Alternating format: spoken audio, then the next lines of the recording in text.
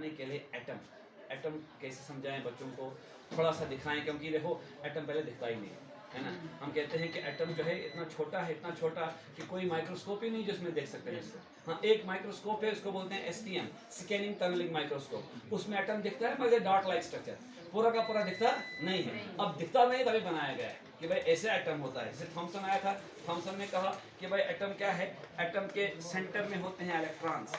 जैसे हमारे पास एक वाटरमेलन है, एक तरबूजा है, वाटरमेलन है, तरबूजा है, जिस तरह उसमें सीड्स होते हैं बीच में, बाकी जो रेड एडिबल पार्ट है हम उसको खाते हैं। इसने कहा था कि जैसे सीड्स वाटरमेलन में है वैसे एटम के सेंटर में इलेक्ट्रॉन्स है, और बाकी जैसे वहाँ पर रेड एडिबल पार्ट को हम खाते हैं, इसने कहा था बाकी जो पोर्शन है वहाँ पर प्रोटॉन है। ये थॉमसन मॉडल था, मगर ये चला नहीं, रिजेक्ट हो गया।